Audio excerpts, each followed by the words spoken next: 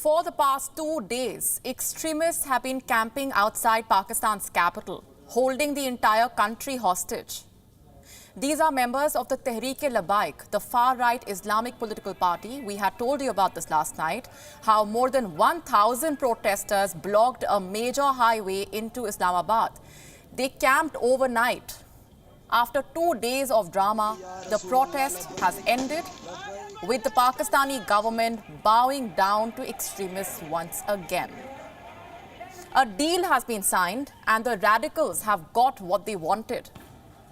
A letter is on your screen now. This is the agreement signed between the Tehreek-e-Labbaik and the Pakistani government.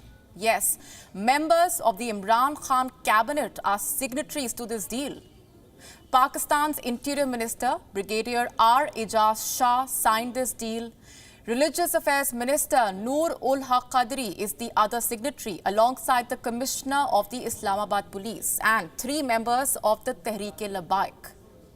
Here is what they got for ending the protest. Number 1, the Pakistani government has promised to enact a legislation. This will ultimately lead to the expulsion of the French ambassador. Number 2, the Pakistani government has promised it will not send an ambassador to France. Let me remind you here, these promises are being made to a far-right Islamist political party. Number 3, French products will be boycotted at a government level in Pakistan. Tehreek-e-Labbaik seems to have got its every wish. Not just this, it also managed to secure the release of its arrested workers. Once again, the Pakistani government has bowed down before the Islamists. The Tehreek-e-Labbaik, remember, is the same group that held Pakistan hostage when Asia Bibi was acquitted. With their protests across major cities of Pakistan, they did not allow her release. Ultimately, Asia Bibi and her family had to flee the country.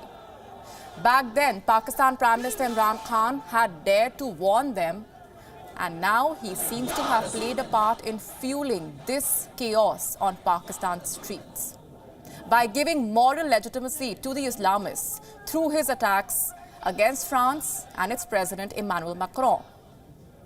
The Tehreek-e-Labbaik calls itself the guardian of Prophet Muhammad's honor. It considers itself as the custodian of Pakistan's infamous blasphemy laws.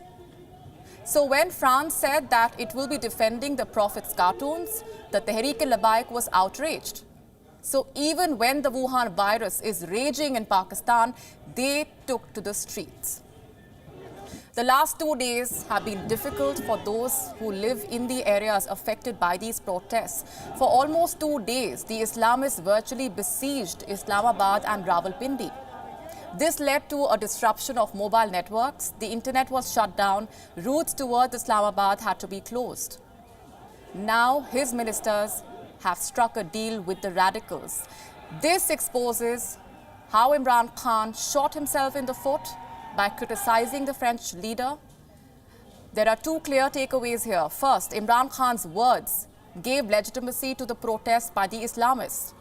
Second, the protests and the concessions by Imran Khan show how weak his government really is, how fundamentalists can capture the capital, dictate policy making in Islamabad, and even decide the fate of foreign ambassadors.